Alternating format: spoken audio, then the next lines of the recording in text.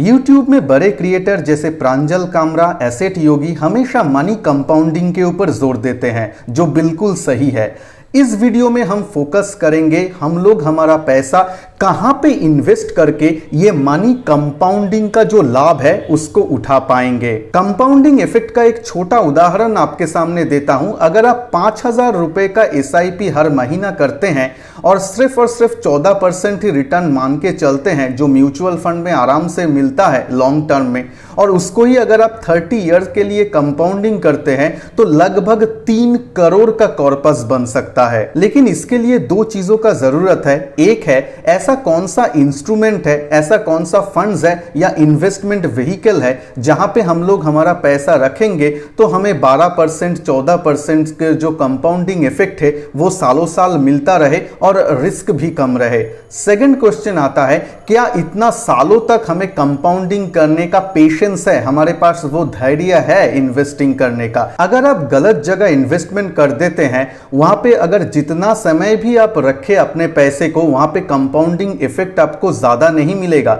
जैसे कि अगर आप बैंक में सेविंग्स अकाउंट में पैसा रखते हैं, वहां पे भी तो आपको 2% 4% इंटरेस्ट मिलता है, वहां पे भी तो पैसा कंपाउंड होता है, लेकिन आपको कंपाउंडिंग का इफेक्ट ज्यादा देखने को नहीं मिलेगा। आप वहां पे वेल्थ नहीं बना सकते हैं, क्योंकि आपको पैसा जितना रेट में कंपाउंडिंग हो रहा है, आपका इन्फ्लेशन उससे ज्यादा रेट से बढ़ रहा है।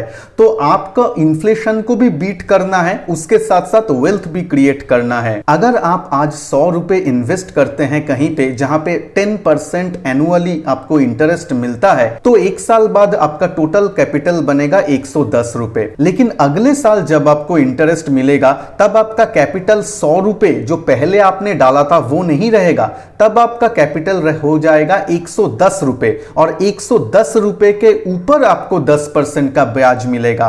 तो ऐसे ही कंपाउंडिंग होता जाएगा सालों साल, और इसमें जितना लंबे समय तक आप लोग रुके रहेंगे उतना ज्यादा आप लाभ मिलेगा आपको कंपाउंडिंग से। लेकिन देखिए यहां पे एक प्रैक्टिकल चीज आ जाता है। एक तो हम लोगों का गोल होता है कि चाइल्ड का एजुकेशन, अपना रिटायरमेंट एक्सेट्रा, तो हम अनंत काल तो यहां पे बने नहीं रह सकते हैं अपना इन्वेस्टमेंट में। कभी ना कभी तो हमें प्रॉफिट बुक करके पैसे को बाहर लेना ही है अपनी जरूरतों को फुलफिल करने के लिए। लेकिन प्रश्न है कहां पे हम लोग इन्वेस्ट करेंगे ताकि हमें इन्फ्लेशन से ज्यादा कंपाउंडिंग हो और हम एक बहुत अच्छा वेल्थ बना सके। तो देखिए, पहले अगर आप नए इन्वेस्टर है तो पहले म्यूचुअल फंड के जरिए ही आप लोग निवेश कीजिए। और म्यूचुअल फंड में भी बहुत सारा कैटेगरी है, जैसे कि डेब्ट mutual fund, equity mutual fund. Equity mutual fund के अंदर भी बहुत सारा कैटेगरी है, जैसे कि large cap, mid cap, small cap, multi cap, flexi cap etcetera etcetera. ज्यादा घबराने का जरूरत नहीं है, मैं आसान शब्दों में समझाता हूं। मनी को कंपाउंडिंग करने के लिए आप तो लंबे समय के लिए निवेश करेंगे, तो उसमें डेब्ट कैटेगरी या डेब्ट म्यूचुअल फंड उतना ज्यादा ठीक नहीं बैठेगा। आप लोग इक्विटी म्यूचुअल फंड में आइए। अब अपना रिस्क के हिसाब से लंबे नजरिया के लिए अगर आप कंपाउंडिंग चाहते हैं और निवेश करना चाहते हैं तो एक अच्छा large and mid cap based category को चूज कीजिए, या फिर एक फ्लेक्सी कैप कैटेगरी चूज कीजिए जहां पे फंड मैनेजर आपके लिए अपने मर्जी से मार्केट साइकिल के हिसाब से लार्ज कैप, मिड कैप या स्मॉल कैप में एलोकेशन करता है। तो आपको ज्यादा चिंता लेने का जरूरत नहीं है। फंड सिलेक्शन करने के बाद आता है कि उसमें निवेश करने के बाद रिटर्न हम लोगों को कितना मिल सकता है। देखिए, अगर आप निफ्टी या सेंसेक्स जो बाजार का सूचक है उसका अगर लॉन्ग टर्म रिटर्न देखेंगे तो आपको 11 से 12% रिटर्न लॉन्ग टर्म में हिस्टोरिकली पीछे ये देके आया है। तो ऐसे ही अगर चलता रहे तो नेक्स्ट 10 साल 20 साल में भी हम 11 से 12% इंडेक्स का रिटर्न तो मान के चल सकते हैं। लेकिन वहां पे ही बहुत सारा एक्टिव फंड्स है जो ये इंडेक्स को हैंडसमली बीट करता है, यानी इंडेक्स का या बाजार का जो रिटर्न है उससे कुछ परसेंटेज ज्यादा रिटर्न आप लोगों को निकाल के देता है, जो अच्छे कैटेगरी का एक्टिव म्यूचुअल फंड्स है। तो हम लोगों को कंपाउंडिंग के लिए एक डाइवर्सिफाइड म्यूचुअल फंड, अच्छे कैटेगरी का एक अच्छा म्यूचुअल फंड जो बेंचमार्क को यानी बाजार को बीट कर रहा है, वैसे फंड में निवेशित रहना है। और एक साल में 2 बार 3 बार हम लोगों को रिव्यू करना है कि हमारा जो फंड्स है वो अच्छा परफॉर्म कर रहा है कि नहीं, या फिर हमारा मार्केट कंडीशन कैसा है, उसके हिसाब से हम थोड़ा सा अपना निवेश बढ़ा भी सकते हैं या घटा भी सकते हैं। और एक तरीका है जो डायरेक्ट स्टॉक मार्केट में जो लोग निवेश करते हैं उसके लिए थोड़ा सा एक्सपीरियंस, मार्केट को थोड़ा सा समझने का जरूरत होता है।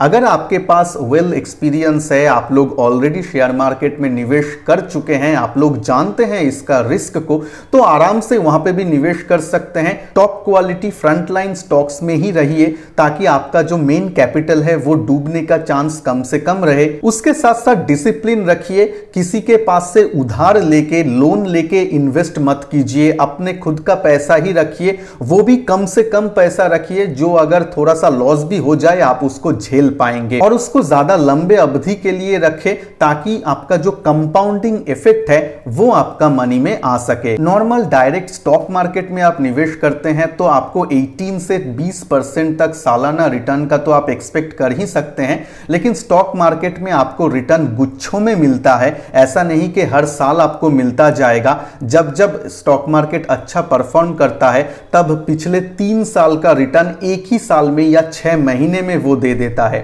तो ये थोड़ा सा डायनामिक है मार्केट का, इसको समझिएगा। अब आ जाते हैं पेशेंस या धैर्य।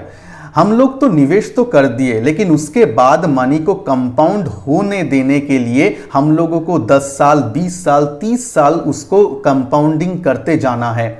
वो धैर्य या पेशेंस हमारे पास है कि नहीं। देखिए यहाँ पे प्रैक्टिकली मैं बात करना चाहता हूँ। बोलना बहुत आसान है, लेकिन प्रैक्टिकली अगर आप लोगों को कुछ मेडिकल इमरजेंसी आ जाए, कोई हॉस्पिटल में भर्ती हो गया, कुछ चाइल्ड का एजुकेशन के बारे में भर्ती होने के लिए एक अमाउंट चाहिए होगा स्कूल में, कॉलेज में, तो आप लोग क्या करेंगे? तब तो थोड़ा सा जो मनी इन्वेस्ट कर रहे हैं उससे तो निकालना पड़ेगा ही। वो प्रैक्टिकल इमरजेंसी सिचुएशन है। तो इसके लिए एक इमरजेंसी फंड हमेशा आप लोग अपने हाथ में रखिए, जो आप लिक्विड म्यूचुअल फंड में या बैंक सेविंग्स अकाउंट में रखिए। वहां से आप लोग वेल्थ क्रिएशन के लिए मत सोचिए, वो इमरजेंसी फंड को ऐसे रखिए कि आपको अगर मनी का जरूरत हो जाए, कभी इमरजेंसी सिचुएशन, मेडिकल सिचुएशन आ जाए, तो आपका जो मेन इन्वेस्टमेंट है, जो म्यूचुअल फंड या डायरेक्ट स्टॉक्स में आप कर रहे हैं, उसको तोड़ना ना पड़े, उसमें हाथ ना पड़े, और इमरजेंसी फंड से आप फंड निकाल के तब वो इमरजेंसी सिचुएशन को आप टैकल कर सकते हैं।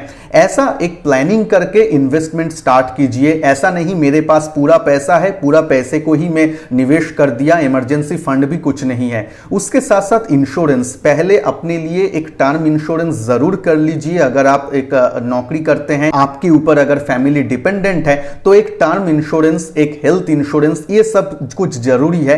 ये सब करने के बाद ही आप निवेश करने के लिए सोचे और उसको कंपाउंडिंग ज्यादा से ज्यादा टाइम होने दे। मेरे चैनल में म्यूचुअल फंड और स्टॉक मार्केट के ऊपर बहुत सारा वीडियोस है, आप लोग देख सकते हैं। हर एक कैटेगरी के ऊपर बेस्ट परफॉर्मिंग फंड्स में टाइम टू टाइम लाता रहता हूं आप लोगों के लिए। तो चैनल को सब्सक्राइब करने के साथ साथ बेल आइकन को भी जरूर प्रेस कीजिए ताकि मैं जब भी नया वीडियो अपलोड करूं वो आप लोगों के पास पहुंच जाए। वीडियो को अगर अच्छा लगे तो लाइक और शेयर जरूर कीजिए। मिलते हैं नेक्स्ट वीडियो में, तब तक के लिए जय हिंद, वंदे मातरम।